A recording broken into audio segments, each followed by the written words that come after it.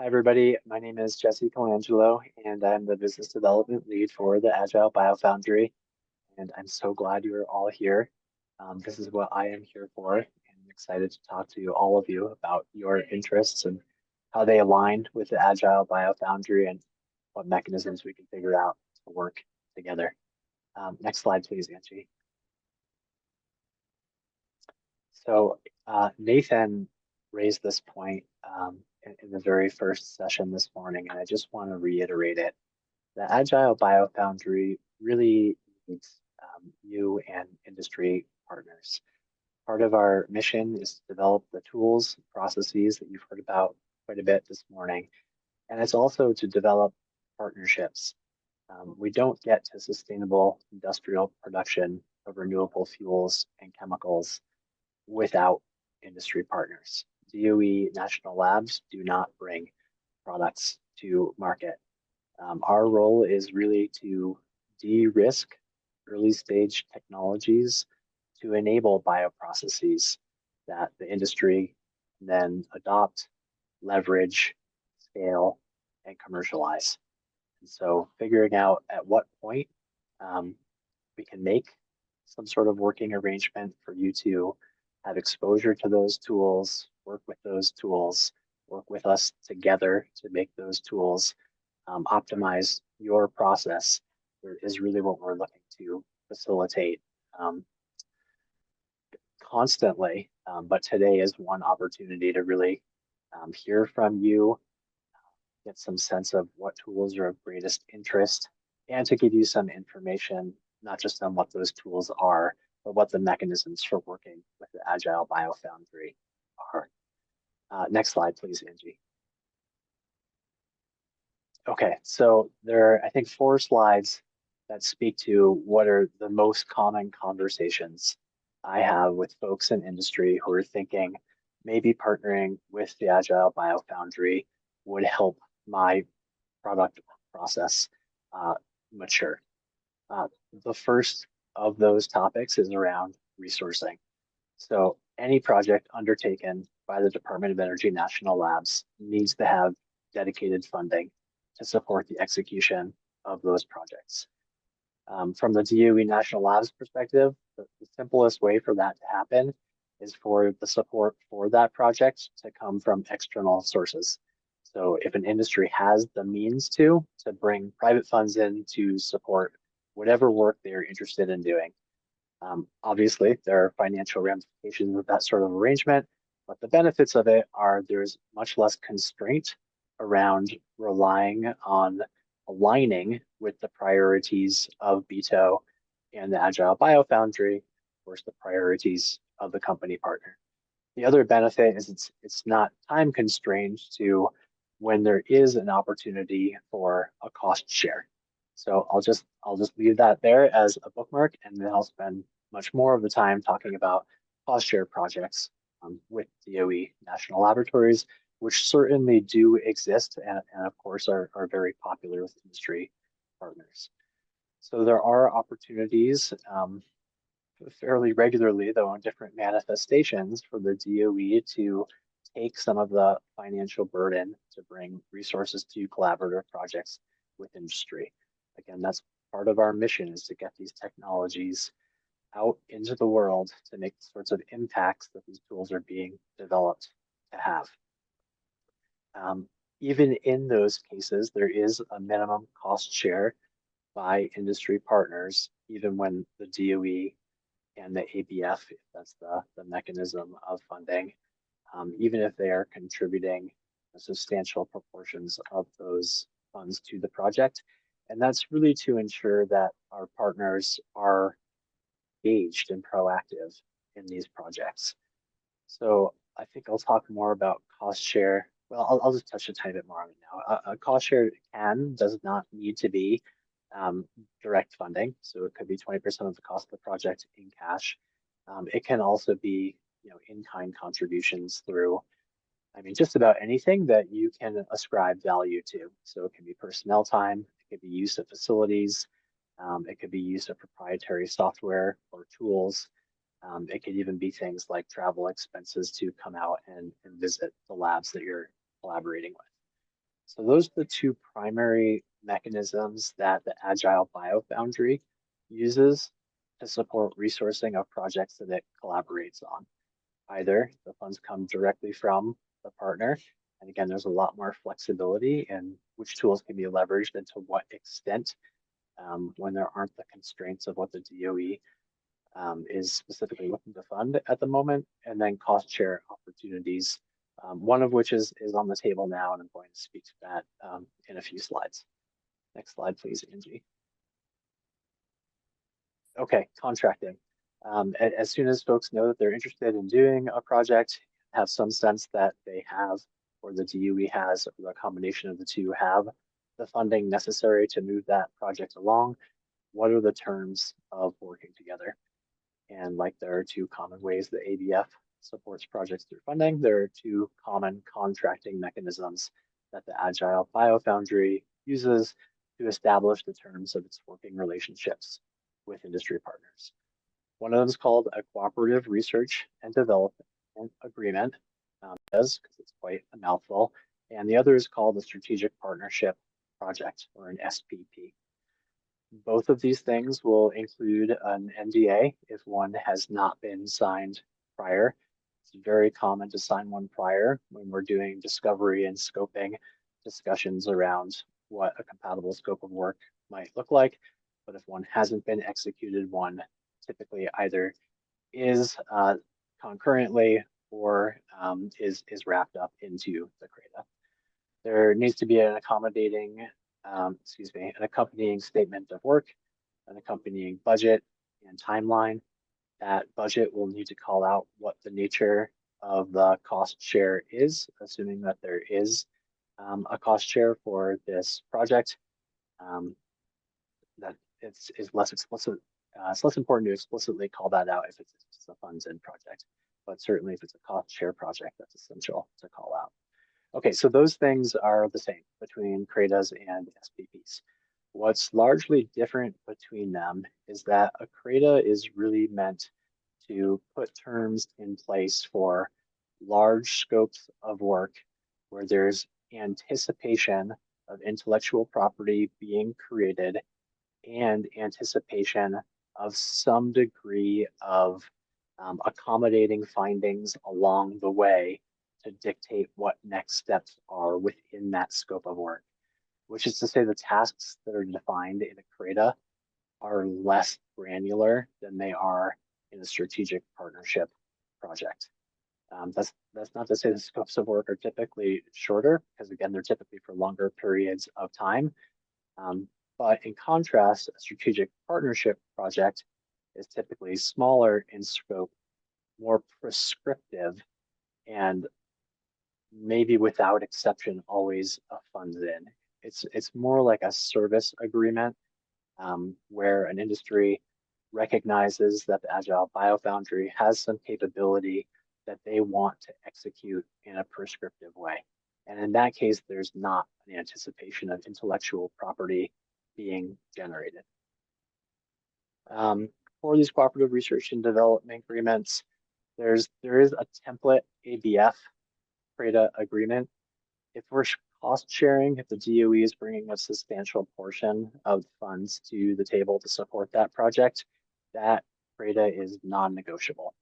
And for anyone who's interested at any point, I'm happy to share you what that CRADA template looks like. Historically, there have been significant time delays in negotiating the terms of those projects, which really created a bit of a conflict in being able to utilize the resources that DOE has allocated to the ABF for partnerships within a defined period of time. And so those delays in contracting have been reduced through this standardized CRADA template, which is non-negotiable for cost share projects. That's not true if the project is supported privately through funds brought to the table by the industry partner. In that case, there is room to negotiate those terms. And of course, that's still within the boundaries of what the labs who are partnering with are willing to accommodate. And it's slightly different between each lab, even though there are 17 different DOE national labs, they don't have the exact same guidelines or missions or the directives. And so there are contracting offices at each, which will handle things on an individual basis. But there is some room for negotiation if a company is bringing the funding for the project to the table. Another really nice benefit of working on a CRADA project, and this is how we work on most of our projects with our partners within the ABF, is there's the opportunity for a partnering company to embed an employee from their company into one of the national labs to perform that scope of work.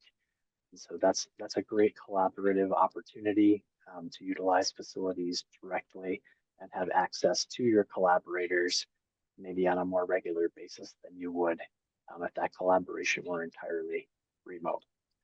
So, pretty high level overview of those contracting mechanisms. And I'm happy to have individual discussions, as I'm sure there will be questions specific to individual companies after this industry day, or if we have time at the end of the session, I'm happy to take questions that don't feel kind of questions you'd be happy to ask in a wide audience. Angie, next slide, please. Great. So if we get to the point where we're excited about doing a scope of work together and we're aligned on the terms of the working agreement for that, probably the next most common question are what are the intellectual property ramifications of engaging with national labs? So first of all, everyone needs to bring their background IP to the table, disclose that, get it formalized into an NDA. This is really important for both parties to explicitly call out what they are bringing to the project so that there's no potential confusion later if there's some similar work that's being done in parallel at one of the national labs, so that there's no room to say, hey, that was intellectual property that I brought to this project that now has moved around the lab where I'm collaborating. And so, there are very broad NDAs commonly executed in industry that sort of cover anything that anyone wants to disclose to their partner. And those are pretty different than the NDAs that we execute in the Department of Energy. Those NDAs need to explicitly call out any subject inventions that you, or any kind of background intellectual property that you want to discuss or bring to ultimately a project. So ideally, we get those signed pretty quickly so that we can have creative, productive conversations about a scope of work that makes sense to both parties. If we don't do that in the course of discovery and scoping, we absolutely have to when we go into contract signing. Okay, probably not surprising. The policy at the DOE regarding the creation of intellectual property is that ownership follows inventorship. In the course of partnerships, it's not uncommon for IP to be created by an industry partner, created by one or more of the national labs, or jointly created, and the ownership just follows whatever inventorship situation exists. We don't expect intellectual property to be created in the performance of an SPP.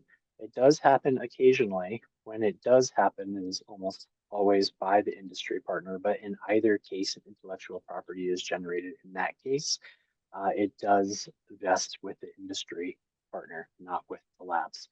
There's a tiny bit of a caveat there with respect to majority ownership of that company by US citizens. And if we need to dive into the details of that, I can do that on an individual basis. Okay, licensing after intellectual property has been created. These are within the terms of the non-negotiable cost share CRADA for ABF projects. And essentially there's two options or abilities to reserve the right to license down the line. One of those options is for exclusive use of that intellectual property in a defined field of use. That's a 6-month option, and the alternative is an 8-month use, again, in a defined field of use. And we ask that our partners select one of those options within 45 days of disclosure of any invention that's generated in a project to the tech transfer office. And the terms of the license, those are negotiable. Um, we do have a couple of different standard royalty rates. We don't have standards for capping or stacking. Those are things that we can discuss. What I can say with respect to royalties is that our directive from the Department of Energy is to get a fair return on taxpayer investment through taxes that are utilized by the federal government, including to the DOE. We are not a for-profit company. We are not goal of maximizing our profits. We are operating with the primary goal of our technologies being leveraged and scaled, commercialized, and having the impacts that have been consistently alluded to throughout the course of the day, primarily around making bioproducts that decarbonize fuels, industrial chemicals, or other applications within the bioeconomy. Next slide, please. Okay, just a quick overview of what to expect in terms of engagement with the Agile BioFoundry in getting to the point where a project is being executed. Typically, the discovery conversations can take at a minimum 1 to 4 weeks. So these are conversations that ABF scientists and business development folks at the ABF are having with potential industry partners, feeling out what the most appropriate capabilities that may be valuable to those partners are, and ideally coming up with at least a very rough scope of work that will inform who the most appropriate partners within the ABF are. Concurrently, signing an NDA at a minimum will take 2 to 4 weeks. It can obviously take much, much longer if an industry partner is interested in redlining that NDA and negotiating with the legal counsel at the national lab. So we do have standardized NDAs, and most commonly they're signed in a few weeks, but in some instances that process can take quite a bit longer if there are terms of concern to an industry partner.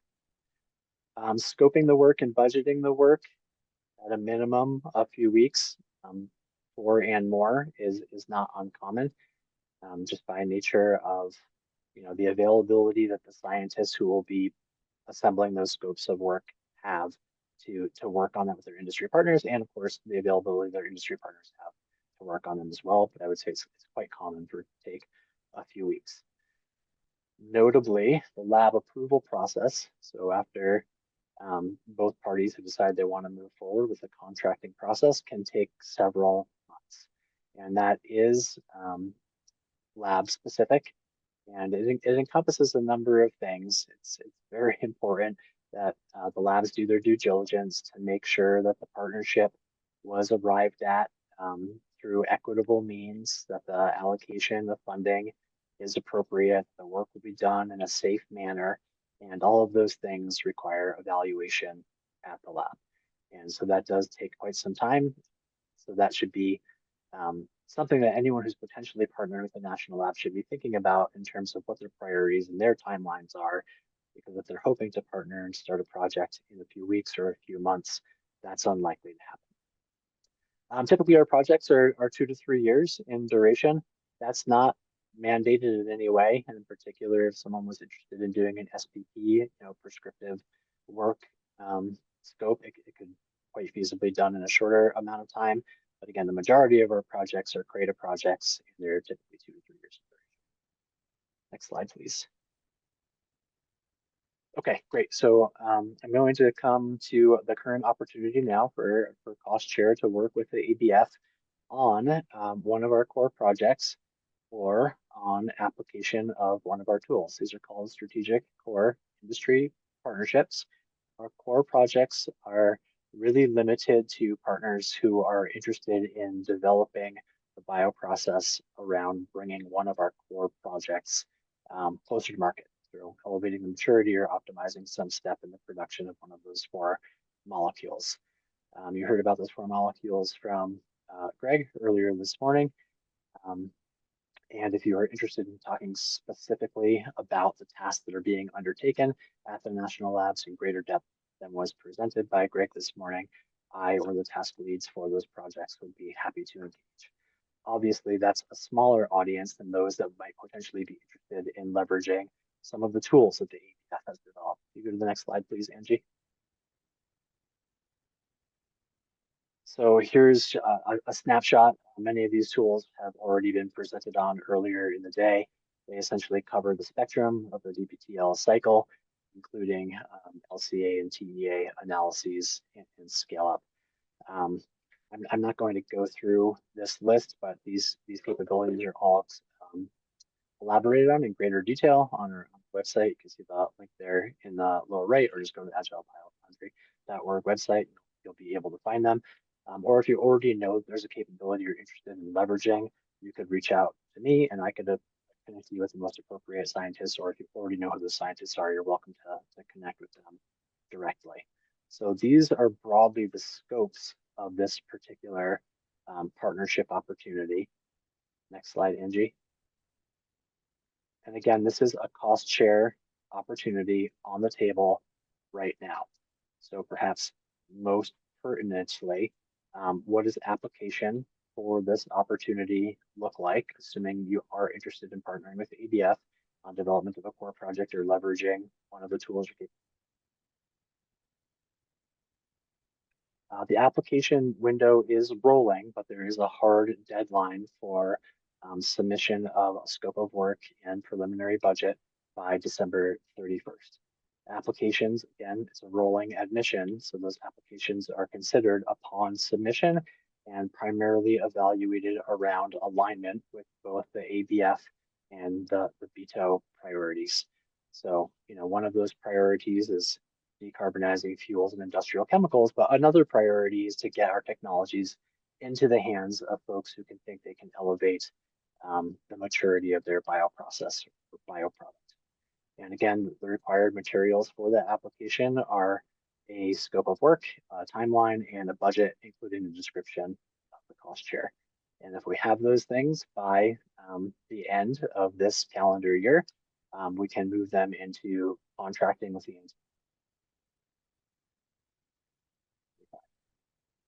Next slide, please. I'm going to, I'll go through these quickly. I recognize that I'm over time. My apologies to everyone. I'll go through these quickly.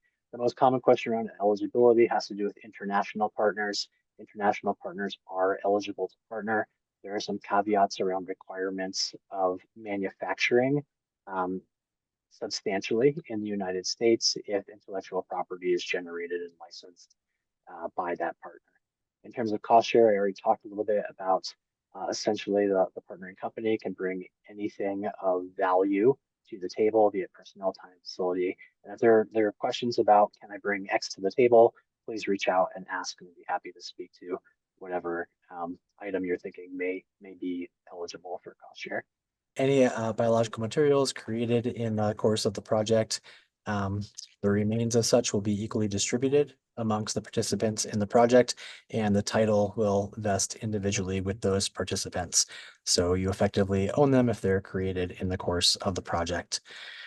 Just briefly on informal, non-contractual working relationships, we're happy to work with folks in the absence of contracts. If you want to have open discussions about bottlenecks or approaches that ABF is taking, we're happy to do that under the terms of an NDA, or if material transfer is necessary under the terms of an MTA. In terms of academic partnerships, I don't know if there are any academics on this call. We do partner with academics.